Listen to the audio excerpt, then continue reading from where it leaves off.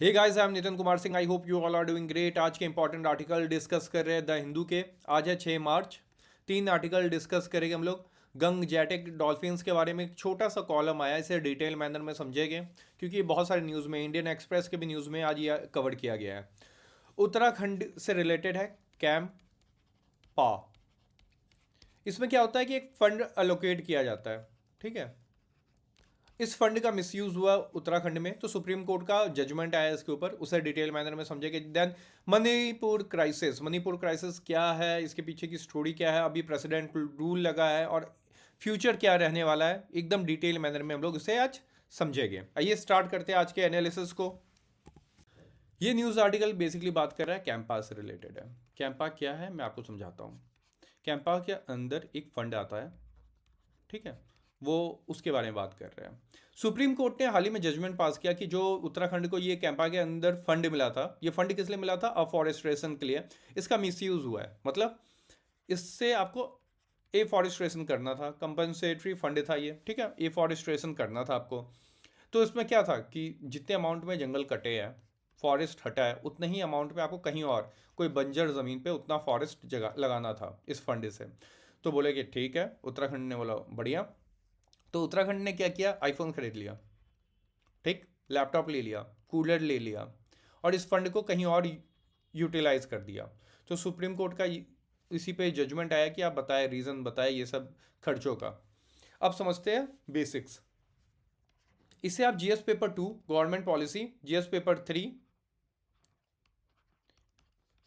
Forest degradation या environmental degradation से connect कर सकते हो, ठीक।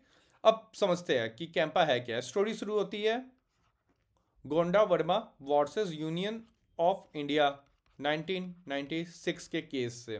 काफ़ी इंपॉर्टेंट है ये जो गोंडा वर्मा केस था। इसके अंदर ना काफ़ी कुछ निकल के आई थी, जैसे फॉरेस्ट का डेफिनेशन, ठीक। सुप्रीम कोर्ट ने बोला कि फॉरेस्ट का डेफिनेशन सीधे सीधे डिक्शनरी में जाके देख लो। डिक्शनरी जो बोल रहा है वो चीज़ अगर फुलफिल हो रही है तो उसे हम क्या बोलेंगे? फॉरेस्ट कह देंगे, ठीक। ये पहली चीज़ थी। फिर बोला गया कि अच्छा, गवर्नमेंट का रिकॉर्ड होगा ना, उसमें भी तो कोई सारे जंगलों को फॉरेस्ट डिक्लेयर किया होगा, उसे भी हम लोग फॉरेस्ट कहेंगे। ये सब बेसिक जजमेंट था। फिर बोला गया कि देखो ये बहुत लंबा चला था, लगभग 2002 तक ये केस चलता रहा। तो ये इसमें ये बोला गया कि ठीक है, अब देखो कोई फॉरेस्ट एरिया है, उस एरिया में ना फॉरेस्ट मतलब फॉरेस्ट को काट करके इंडस्ट्रियल कुछ डेवलपमेंट करना होगा, माइनिंग का वर्क होगा, या फिर कोई इंफ्रास्ट्रक्चर प्रोजेक्ट डेवलप करना है इस फॉरेस्ट में। तो यहाँ के जो जंगल है उससे काटा जाएगा, ठीक है। तो एक काम करते हैं, जितने एरिया में आपने जंगल काटा है उतने ही एरिया में आपको जंगल लगाना है, ठीक है। तो और सेम एरिया में, ऐसा नहीं है कि ये आपने एरिया डिवाइड कर दिया, जितना एरिया में फॉरेस्ट डिग्रेड हुआ है, फॉरेस्ट को काटे है, वहीं पर अफॉरेस्ट्रेशन आपको दूसरे एरिया में करना है। ये जजमेंट था। इसी के अंदर आपका आया था कैंपा। कैंपा एक्ट बाद में आया, ठीक है। इसमें ये बोला गया कि जित इसका कोई एक नेट अमाउंट निकाला जाएगा कि कितना पैसा हो रहा है, इतना पैसा इस कैंपा को आपको देना है, ठीक है। इस कैंपा के अंदर आपको उतना पैसा, जो भी प्राइवेट प्लेयर हो या फिर कोई भी हो, उस जितना उसने फॉरेस्ट डिस्ट्रॉय किया उतना अमाउंट उसे इसमें पे करना होगा। कैंपा का फुल फॉर्म क्या है? Compulsory afforestation fund management and planning authority. इसको पैसा देना होगा। तो 90%, 90% जो पैसा होगा वो स्टेट गवर्नमेंट के पास आएगा। क्यों? क्योंकि भाई साहब किसी स्टेट में फॉरेस्ट कट रहा है तो उतने ही एरिया में उसी स्टेट में कहीं और फॉरेस्ट लगाना है जो डिग्रेड है पहले से, वहाँ पे कुछ जगह में कुछ है नहीं, तो वो फंड कौन यूटिलाइज करेगा? स्टेट गवर्नमेंट करेगा वहाँ पे फॉरेस्ट लगाने के लिए। तो ये उसी से रिलेटेड है उत्तराखंड में जो अभी ये केस हुआ है। और ये पब्लिक अकाउंट अंडर किसके रहेगा? पब्लिक अकाउंट में रहेगा, स्टेट के अंदर, ठीक है। 10% जो पैसा होगा वो किसके पास जाएगा? सेंट्रल गवर्नमेंट के पास जाएगा। सेंट्रल गवर्नमेंट के पास क्यों जा रहा है ये 10% पैसा? ये मॉनिटर करेगा, रिपोर्ट तैयार करेगा कि हाँ वर्क प्रॉपर वे में चल रहा है कि नहीं। और ये पैसा किसके अंदर रहेगा? अंदर public account of India, under public account of India. ये किसके अंदर था? Under public account of, under public account of state के पास रहेगा, ठीक। तो इस पैसे को इस तरीके से यूटिलाइज करना था। तो यही केस है कि इस पैसे का कैसे मिसयूज़ हुआ है। आई होप आपको कुछ चीज़ें समझ में होगा, कंपनसेटरी अफॉरेस्ट्रेशन का कॉन्सेप्ट समझ में आ गया ना, कि जितने अमाउंट में आपने जंगल को डिस्ट्रॉय किया, यहाँ पे इंडस्ट्रियल वर्क किया, उतने ही अमाउंट में कोई डिग्रेड बंजर ज़मीन पे आपको फॉरेस्ट उगाना है। अब कुछ कंपनीज क्या करती है, भाई हम तो नहीं ढूंढ पा रहे, गवर्नमेंट को बोलती है भाई आप ही देख लो, हम पैसा दे देंगे। तो इसमें ये चीज़ें होती है कि उन लोगों को पता नहीं, तो कोई भी इंडस्ट्री लगानी होती है फॉरेस्ट एरिया में, बोलते हैं अच्छा कितना पैसा चाहिए, अच्छा इतना ही चाहिए, चलो हम आपको पैसा दे देंगे, हमें कोई प्रॉब्लम नहीं है, हम फॉरेस्ट वॉरेस्ट नहीं लगा रहे, गवर्नमेंट देख ले अपना, उसको जहाँ लगाना है वो लगा ले। तो ये बातें थी। और ये जो ये फॉरेस्ट का डेफिनेशन था, अभी मैंने आपको जो बताया था, इसको बाद में चेंज कर दिया गया था 2016 में, एक अमेंडमेंट लाया गया, फॉरेस्ट कंजर्वेशन एक्ट 1980 के अंदर। इसने बोला कि ये डिक्शनरी वाला लाइन हटाइए, ठीक है, इसको हम लोग अपने पास नहीं रखेंगे। जो गवर्नमेंट का रिकॉर्ड है, गवर्नमेंट जिस फॉरेस्ट को डिक्लेयर कर दे रही है कि भाई साहब ये जंगल फॉरेस्ट कहलाएगा, उसे हम लोग मानेंगे। ये डिक्शनरी वाला जो कॉन्सेप्ट दिया गया था 1996 में, इसे हटा दिया गया बाद में। तो ये बेसिक सा इन्फॉर्मेशन था, ठीक है। आगे नेक्स्ट आर्टिकल की तरफ देखते हैं हम लोग। ये जो न्यूज़ आर्टिकल है, ये बेसिकली बात कर रहा है कि first time well structure manner में हमने गंगैटिक डॉल्फिन को काउंट किया है। ये लगभग 6327 है आज के डेट में। इसको पिछले रिपोर्ट से कैलकुलेट नहीं किया जा रहा, ना कंपैरिजन किया जा रहा है, क्यों? क्योंकि पिछले जो भी रिपोर्ट्स आ रहे थे वो काउंटिंग में उसका कहीं ना कहीं मिसलीडिंग थे, तो इसलिए इसको बोला गया है कि किसी से कंपेयर नहीं कर रहे। अब इस फिगर को हम लोग आने वाले टाइम पे कंपेयर करेंगे कि पिछले 10 सालों में इंक्रीज़ हुए या डिक्रीज़ हुए हैं। जैसे मैंने बताया कि ये फर्स्ट टाइम एक कॉम्प्रिहेंसिव स्टेटमेंट निकाला गया है कि जो गंगैटिक डॉल्फिन्स है वो कितने हैं इन आज के डेट में। तो इनकी जो डिस्ट्रीब्यूशन है ये देख लेते हैं एक तरीके से। जो गंगा में है आज के डेट में 6324 आपको देखने को मिलेगा, और इंडस रिवर में सिर्फ और सिर्फ 3 डॉल्फिन्स हैं। अब इसमें भी सब डिवाइड किया गया है, जैसे कि गंगा मेन स्ट्रीम में आपको 3275 देखने के लिए मिलेगा, और गंगा की जो ट्रिब्यूटरीज है डिफरेंट डिफरेंट, उसमें 2414 आपको डॉल्फिन्स देखने के लिए मिलेंगे। ब्रह्मपुत्र के मेन स्ट्रीम में आपको 584, देन ब्रह्मपुत्र के ट्रिब्यूटरीज में 412। आपको बस ये दो चीज़ याद रखना है, सबसे ज़्यादा कहाँ है? गंगा के मेन स्ट्रीम में। सबसे कम है कहाँ पे है? ब्यास रिवर में। बस बात खत्म। इसी रिपोर्ट में बताया गया कि देखो पहले जितने भी रिपोर्ट्स आ रहे थे वो चैलेंजिंग क्यों थे। जैसे टाइगर है, टाइगर को अगर मेरे को काउंट करना है कि टाइगर कितने हैं किसी को भी, तो वो क्या करता है, उसके स्ट्रिप्स को काउंट कर लेता है, ठीक है, क्योंकि हर टाइगर का जो भी स्ट्रिप्स होता है वो डिफरेंट होता है, फुटप्रिंट भी कहीं कहीं यूज़ किया जाता है। एलिफेंट के लिए क्या होता है कि एलिफेंट के जो कान होते हैं, ईयर्स होते हैं, वो डिफरेंट डिफरेंट तरीके से बने होते हैं, ठीक है। तो हर एलिफेंट का डिफरेंट डिफरेंट पैटर्न होता है उनके ईयर्स के, तो उसको देख के काउंट किया जा सकता है। बट डॉल्फिन जो कि एकदम डीप में रहता है ओशन के, उसको आप कैसे काउंट करोगे? तो उसका यूनिक फीचर कैसे आइडेंटिफाई करोगे? ये बहुत ज़्यादा डिफिकल्ट था। तो जो डॉल्फिन होता है वो क्या होता है, ब्लाइंड होता है।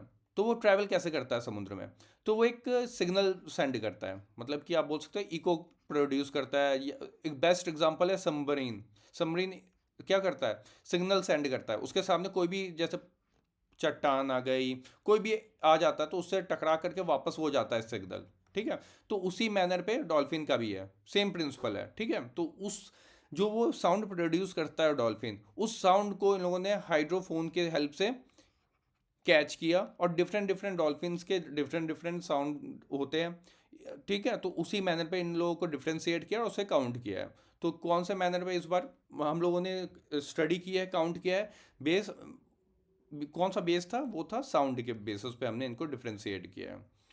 ये हाल ही में ये रिपोर्ट आई थी, हमारे पीएम ने इसे लॉन्च किया था। ये रिपोर्ट को रिलीज़ किया कहाँ पे? National board for wild life. इस मीटिंग में कहाँ हो रहा था? गुजरात में हो रहा था ये। अब जो कैलकुलेशन किया गया डॉल्फिन का, तो सबसे ज़्यादा आपको उत्तर प्रदेश में देखने को मिलेगा, देन बिहार में, फिर वेस्ट बंगाल, फिर असम। सबसे ज़्यादा कहाँ पे है? उत्तर प्रदेश में। सबसे कम किस में है? असम में। अब कुछ बेसिक्स देख लेते हैं, जैसे कि जो डॉल्फिन्स होते हैं, मैंने अभी आपको बताया ये लोग एक अल्ट्रासाउंड वेव प्रोड्यूस करते हैं। सेम प्रिंसिपल पे आपका आज के डेट पे सबमरीन भी वर्क करता है, ठीक है। जैसे इन्होंने अल्ट्रासाउंड वेव प्रोड्यूस किया, वो किसी पत्थर या चट्टान से टकराया, वापस ये साउंड वेव उनके पास जाता है और फिर उनको पता चलता है कि हाँ सामने कुछ आने वाला, तो उसके मैनर पे ये लोग रिएक्ट करते हैं। ठीक है, मैंने बताया था कि डॉल्फिन आपके ब्लाइंड होते हैं। ये कहाँ पाए जाते हैं? फ्रेश वाटर में जनरली पाए जाते हैं। और जो डॉल्फिन होते हैं वो वाटर के अंदर ऑब्वियस बात है सांस नहीं ले सकते, तो सरफेस पे आते हैं सिर्फ और सिर्फ 30 से 120 सेकंड के लिए ही, इसलिए इनको काउंट करना काफ़ी डिफिकल्ट था। आज के डेट में ये इंडेंजर्ड स्पीसीज है। रीज़न बहुत सारे हैं। एक तो इनका जो लाइफ स्पैन होता है वो 18 से 22 साल तक ही ये लोग जीते हैं, और इस लाइफ स्पैन में ये लोग दो या फिर 3 साल में एक बेबी प्रोड्यूस करते हैं। ठीक है, इसलिए इनकी पॉपुलेशन काफ़ी कम है। और इतने कम पॉपुलेशन में सबसे ज़्यादा पॉपुलेशन कहाँ पे आपको आज की डेट में मिल रहा है? लगभग 80% इनका पॉपुलेशन आपको इंडिया में देखने के लिए मिलता है। और जो ये खतरे इनको किन किन चीज़ों से? हंटिंग, फिश ऑयल के लिए इनको यूज़ किया जा रहा है। अगर कोई शिप या फिर बोट ट्रैवल कर रहा है तो उनके सामने आके इनका एक्सीडेंट हो जाता है, तो उसमें भी डेथ चली जाती है। पॉल्यूशन लेवल वाटर का इंक्रीज हो रहा है, कोई फिशिंग कर रहा है गलती से इन्हें पकड़ ले रहा है, तो ये सब प्रॉब्लम देखने के लिए मिल रहा है। इंडिया के साथ साथ ये नेपाल और बांग्लादेश में भी आपको देखने के लिए मिलता है। इनको बचाने के लिए, कंजर्वेशन के लिए गवर्नमेंट ने कई सारे स्टेप्स लिए। जैसे 2010 में हमने इसे नेशनल एक्वेटिक एनिमल का स्टेटस दे दिया। Then wild life protection act 1972 में शेड्यूल 1 में रखा है हमने इसको। विक्रमशिला गंगेटिक डॉल्फिन सेंचुरी हमने बनाई है, ये पहली सेंचुरी है इस टाइप में, वो भी कहाँ पे है आपका? बिहार में। तो ये बेसिक चीज़ें हैं, ये सब आपको याद होना चाहिए। ठीक है, प्रोजेक्ट डॉल्फिन भी हमने लॉन्च किया था 2020 में। तो ये बेसिक सा आर्टिकल था। आई होप आपको सब कुछ समझ में आ गया होगा। आप ये प्रीलिम्स पॉइंट ऑफ व्यू से काफ़ी ज़्यादा इंपॉर्टेंट हो जाता है आपके। आप इसे जीएस पेपर 3 से कंपेयर कर सकते हो। आइए नेक्स्ट आर्टिकल की तरफ देखते हैं। ये जनरली आपके पेपर जीएस पेपर 2 और 3 से कनेक्ट कर सकते हो। पॉलिटी, आईआर और सिक्योरिटी रिलेटेड है। ये दोनों के दोनों आर्टिकल्स मणिपुर से रिलेटेड है।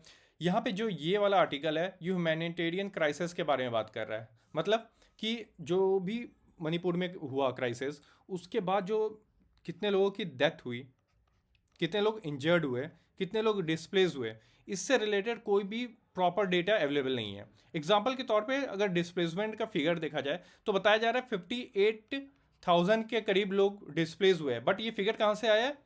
जो वहाँ पे रिफ्यूजी कैंप, जो रिफ्यूजी कैंप्स लगे हुए हैं वहाँ पे जो रजिस्टर्ड लोग कर रहे हैं, वहाँ से पता चला है कि 48,000 लोग डिस्प्लेस हुए, बट रियलिटी अलग है। मतलब ये फिगर 4 टाइम या इवन 5 टाइम मोर हो सकता है। क्यों? क्योंकि कई लोग देखो एक जगह से दूसरी जगह जा करके वो कहीं किसी और सिटी में जाके बस रहे हैं, या फिर कोई अपने रिलेटिव के घर चले जा रहे हैं, तो एक्चुअल फिगर नहीं मिल पा रहा है।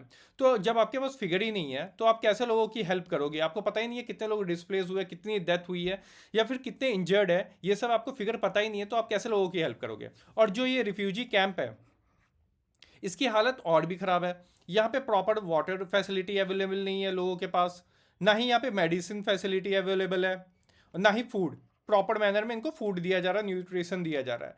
तो जो ये कैंप्स है इनकी हालत बहुत ज़्यादा ख़राब है, ये आर्टिकल डिस्कस करता है। दूसरा आर्टिकल है वो म्यांमार के बारे में बता रहा है कि कैसे ये जो मणिपुर में वायलेंस हुआ है, क्राइसिस देखने के लिए मिल रहा है, इसमें म्यांमार का भी हाथ हो सकता है। बट उससे पहले हमें यह समझना होगा कि चल क्या रहा है मणिपुर में।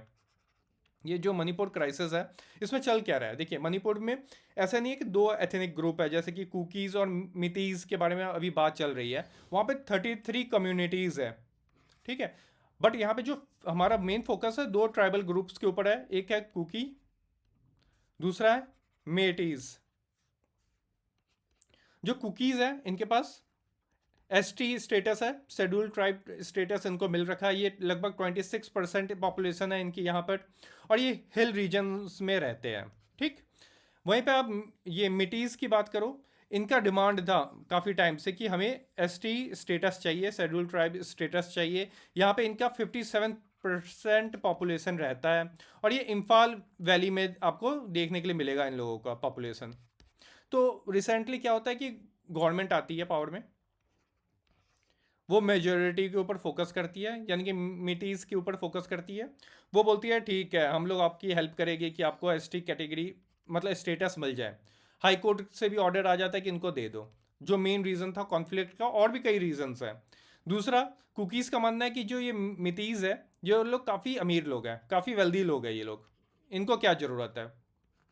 दूसरा, गवर्नमेंट जब आई तो इन्होंने क्या किया कि प्रोटेक्टेड एरियाज जो भी थे, इंडियन फॉरेस्ट एक्ट के अंतर्गत जितने भी प्रोटेक्टेड एरियाज थे, उन एरिया के अंदर जो भी लोग रह रहे थे उन सबको बाहर निकालना शुरू कर दिया। तो वो लोग और गुस्सा हो गए, वहाँ पे और फ्रस्ट्रेशन बढ़ गया। फिर रही कहीं कसर क्या हुआ कि कुकीज़ जो लोग थे, इनके ऊपर ये आरोप लगता आया है कि ये लोग ड्रग्स सप्लाई करते हैं, मतलब कि म्यांमार से ड्रग्स लेके इंडिया में सप्लाई कर रहे हैं। ये फिर जो भी सिचुएशन मणिपुर में ख़राब होते हुए नज़र आ रही है वो इनके कारण हो रही है। ये लोग ड्रग्स काफ़ी लार्ज अमाउंट में कर रहे हैं, तो यहाँ पे जो पुलिस फोर्सेस थी ये इनके पीछे लग जाती है। तो कुकीज़ के अंदर जो भी ट्राइबल्स लोग हैं उनके अंदर और गुस्सा आ जाता है। तो ये सब काफ़ी सारे रीज़न थे जिसके कारण आज के डेट में ये सिचुएशन देखने के लिए मिल रहा है। अब थोड़ा बॉर्डर देख लेते हैं हम लोग मैप में। ये देखिए, ये हमारा म्यांमार है, हमारा नहीं, हमारा पड़ोसी देश म्यांमार है। मणिपुर ये रहा। अब देखिए, ये जो बॉर्डर एरिया है, कौन कौन, अरुणाचल प्रदेश से नागालैंड, मणिपुर, मिजोरम, इन सब से कनेक्टेड है। तो ये जो आपका ये दूसरा आर्टिकल है, ये बताता है कि ये जो ये बॉर्डर एरिया है, यहाँ पे फ्री में लोग आ जा सकते थे, मतलब कि कोई भी रिस्ट्रिक्शन नहीं था इन लोगों के ऊपर। मतलब फ्री रिजिम मूवमेंट के अंतर्गत ये काम चल रहा था। मतलब कि ये लगभग 40 किलोमीटर का जो एरिया है वो खुला छोड़ दिया गया था कि भाई आओ जाओ, हमें कोई रोक टोक नहीं है, तुम लोगों को कोई वीज़ा पासपोर्ट की ज़रूरत नहीं है। बट सिचुएशन खराब दिखा तो लोग बाद में गवर्नमेंट ने क्या किया, इसे 16 किलोमीटर तक ही रखा। सिचुएशन आज की डेट में क्या है, होम मिनिस्ट्री ने एकदम बंद कर रखा है कि कोई भी पीपल टू पीपल कांटेक्ट नहीं होगा, लोग एक बॉर्डर से दूसरे बॉर्डर पे नहीं आएंगे। तो हो क्या रहा था, म्यांमार में सिचुएशन बहुत ज़्यादा ख़राब थी। तो म्यांमार में मिलिट्री जैसी फोर्सेस पूरा फुल कंट्रोल लेती है तो जो लोग हैं वो भागना शुरू कर देते हैं इंडिया की तरफ। उस टाइम तक बॉर्डर ओपन थे तो लोग भाग करके जाते हैं और मणिपुर में मान लेते कि यहाँ वाला केस ले रहे हैं, यहाँ पे जाके बसना स्टार्ट कर देते हैं। जो लोकल एरियाज है, कुकीज़ है, इन लोगों को लगता है जो हमारे एथनिक कल्चर है वो कहीं ना कहीं खतरे में है। जैसे कि आर्टिकल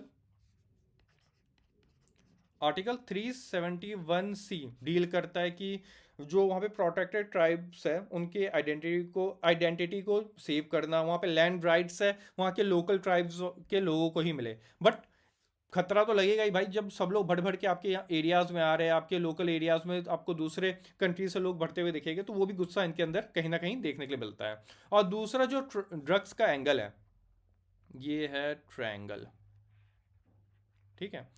इसमें म्यांमार आ जाता है, लाओस आ जाता है, थाईलैंड आ जाता है। यहाँ पे ओपीएम की खेती बहुत ज़्यादा होती है। तो ये लोग क्या करते हैं, यहाँ से ड्रग्स सप्लाई कर रहे थे इंडिया में। इंडिया में भी कहाँ से, मणिपुर हो गया या नागालैंड हो गया, यहाँ से सप्लाई कर रहे थे। ठीक, और कहीं ना कहीं कई लोगों का मानना है कि चाइना भी कहीं ना कहीं म्यांमार को सपोर्ट कर रहा है मिलिट्री में, और जो ये यहाँ की मिलिट्री है वो सपोर्ट कर रही है मणिपुर को अनस्टेबल रखने के लिए। तो ये सब रीज़न हो सकते हैं। और ये जो आखिरी का ये आर्टिकल है ये भी मणिपुर पे ही है। ये काफ़ी मतलब काफ़ी लाइट है। इसमें बात कर रहा है ये एडिटोरियल बेसिकली पॉलिटिक्स, जो पॉपुलिज्म होता है उसके बारे में, पॉलिटिक्स ऑफ पॉपुलिज्म के बारे में बात कर रहा है।